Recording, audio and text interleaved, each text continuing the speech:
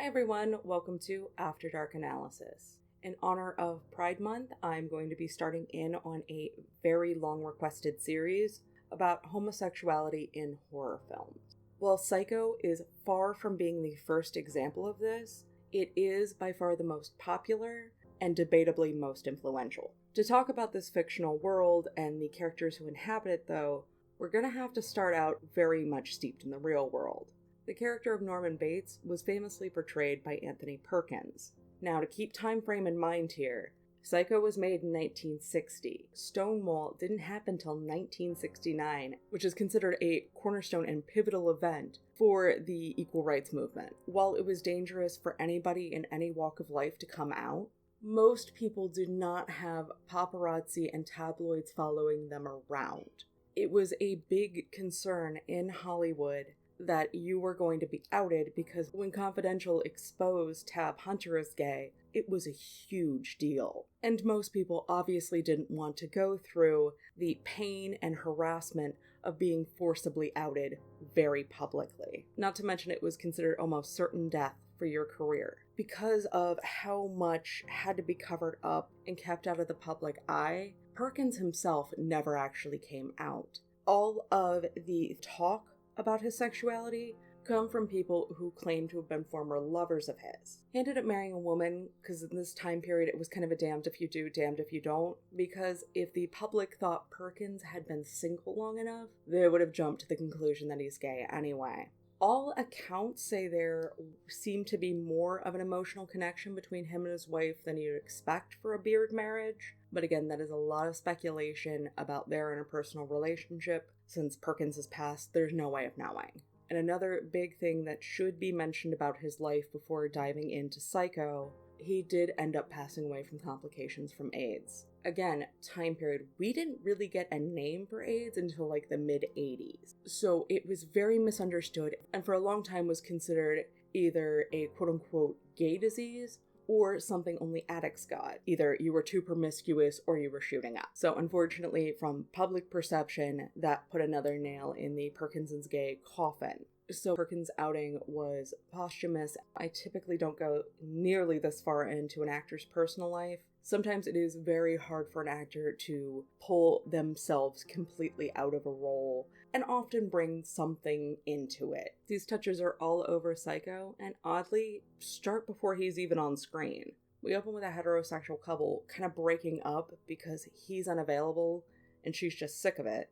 She goes back to work and her coworker is complaining about how she had to take tranquilizers on her wedding day. So we have two heterosexual couples here that are clearly unhappy. Not necessarily because of their sexuality, but the public perception at the time was being heterosexual, married, and completely faithful were the only ways you could be happy. So this is pretty clearly spitting in the face of that idea. Once our main character steals the money and runs off to hide, because spoiler alert, that's the first half of Psycho that people seem to forget about. As she's sitting at a stoplight, she sees a man kind of walking along and thinks he's staring at her. She ends up buying a new car, and when she's doing it, she's very, very pushy, to the point where the salesman says, "I believe this is the first time a customer has high-pressured the salesman." She just wants to ditch her car for obvious reasons. Her going on this trip alone, buying a car alone, all of these things were very atypical for a woman and were considered masculine things to do.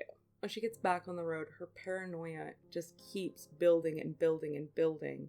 And she has a flash of one of them saying, "If any of it is missing, I'll replace it with her flesh." It doesn't seem like coincidence that very soon after this, she pulls up to the very isolated Bates Hotel. And this is where we get introduced to Norman, who's obviously shocked that anybody's even stopping by because a highway went in, killing all the traffic. We've seen the story of the rural American struggle all throughout pop culture. He convinces her to eat dinner with him, and during their meal says, "We are all in our private traps that we cannot get out of. We scratch and claw at the air, but we don't move an inch." Later on also saying, "I was born into mine," in reference to metaphorical and sometimes physical traps. And while Norman's saying this, there's a large taxidermied bird with its wings spread like it's about ready to take flight. This is very symbolic. We typically associate birds with freedom because we associate flying with freedom, and in this casting off of what's here on the ground. The fact that it's taxidermy means it's stiff, it's static, and it's never moving again. And this is kind of the duality here. Norman had this devotion to his mother, which also at the time was kind of a code for you thought somebody was gay. It's like, oh, he's a real mama's boy. Doing the stereotypical overbearing mother was a lot more socially acceptable than not marrying because you couldn't marry another person of the same sex. And this relationship with his mother keeps coming up throughout the conversation. He talks about how his mother built that hotel and made it this fabulous thing, eventually saying a son's a poor substitute for a lover. So we're kind of hinting around and feeling that there's this codependence between him and his mother. Clearly, his father's out of the picture, so his mother's lacking that male influence. Norman stepping in to fulfill that as best a son can, but he has these needs for companionship that he can't find within the walls of that hotel. This conversation more or less comes to an end when he says we all go a little mad sometimes, showing how this isolation mixed in with the denial of his true self is really starting to eat away at him. Because of this discussion, she decides she's going to go back and hopefully not get caught in the same trap he is by returning the money and trying to make good on everything. But before she can do that, we get the infamous shower scene, which, let's just be literal and straightforward here. Norman is dressed as a woman stabbing another woman. So there's destruction of the female form by a man who's looking like a woman. Which, if we're talking pure stereotypes here, gay men are typically viewed as more effeminate. So the symbolism's pretty clear in this, down to the water swirling around the drain, which was made of chocolate syrup to make it read on camera better. And there's some pretty clear and obvious insinuation there. After the body's been taken care of, and the investigations kind of start in, Norman describes the hotel at one point as hiding from the world, which is really what Norman's trying to do. He cannot be out, literally or metaphorically. He cannot pursue one of our most basic human needs, and that's for companionship and love. So instead of trying to go out and deny his true self, he's just completely isolated.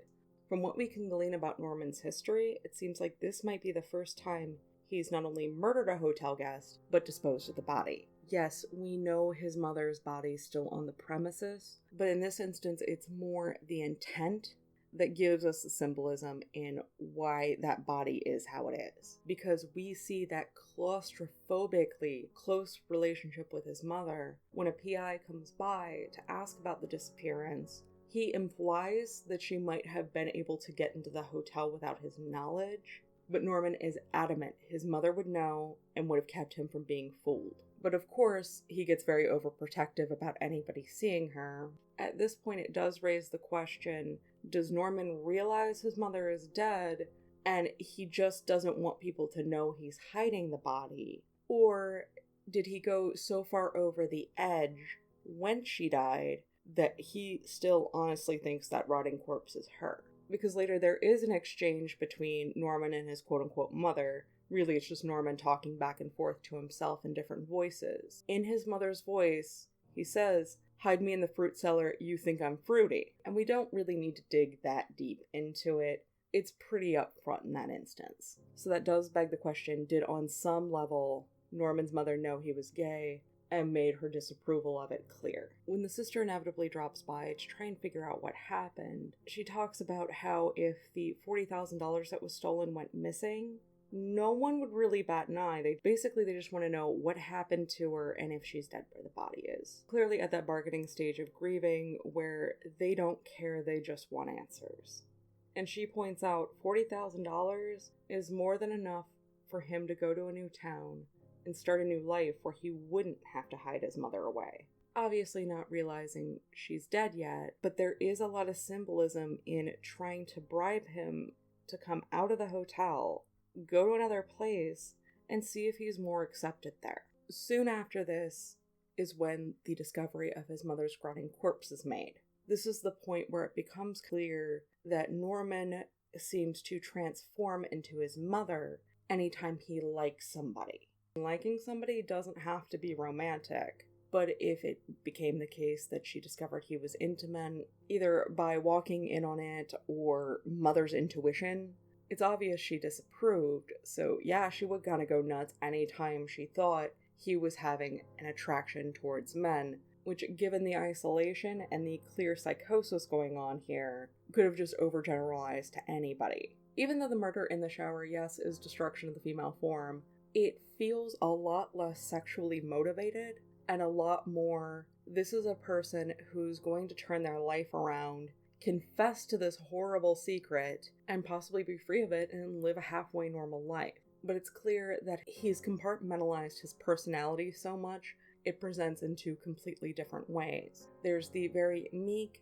timid Norman, and the mother ends up representing all of these bits and pieces of himself that he has to deny and pretend like isn't there to keep even the tiniest shred of her and society's approval. The thing is, a lot of people point to the cross-dressing he does as his mother as a sign that Bates is trans. The problem with that is being trans and being homosexual are not interlinked, but the preconceived notion at the time is if a man had a more feminine side that he was willing to expose, it was a clear-cut sign he was gay. It seems Norman cross-dressing was more trying to keep the delusion of his mother still being alive than him really wanting or enjoying it. Every time he dressed as his mother, his emotions were so high-strung, he was lashing out. There's a sense of relief and catharsis in lashing out. It's clear by the end monologue he didn't like what he was doing. He talks at great lengths about not killing a fly, and believes that'll show the police how gentle and even-tempered he is. Norman on his own is probably okay. It's that compartment where he's put all of these repressed urges and bits of himself that have manifested as his dead mother. That's the problem with Norman. If he had just been allowed to have a romantic relationship with another man, none of this seems like it would have happened because he wouldn't have been denying himself. We understand that repressing elements like that is very damaging on the psyche, and without having kind of anybody to talk to or anybody around, Norman was essentially a rubber band that you've stretched way too far, and just the slightest thing was going to set him off because he hadn't coped with and managed things in a healthy way because he couldn't. And for those of you that think I might be digging a little too deep here, Perkins did eventually come forward saying that Norman Bates was intentionally played as either gay or bisexual. Perkins couldn't come out in real life, but Norman Bates could. Before the comments erupt, yes, Norman and his mother's relationship, as well as the entire freaking movie, were very loosely based on Ed Gein, who did murder women and was a grave robber, taking skin and other various body parts to build furniture. Two of the more macabre discoveries were his attempts to build a suit out of women's skin. We see this again in Texas Chainsaw Massacre and in Silence of the Lambs with Buffalo Bill. Both of these were based off of Gein. There was also a belt created completely out of nipples. Gein was obviously an unhealthy person, and it seems that the relationship with his mother was very strained as well. By all accounts, she was a very domineering woman, as well as very pious, often using the Bible to justify or condemn what her and her son did. There were also some rumblings that Gein have had issues with his own sexuality. Given what is known about him, it is possible he was heterosexual, but had problems with his attraction to women due to his very stern and very strict upbringing. But that again is speculation. As always, if you like what you're seeing, please hit like, comment, subscribe. If you don't like what you're seeing, as always, you can leave me a comment below. Thank you very much.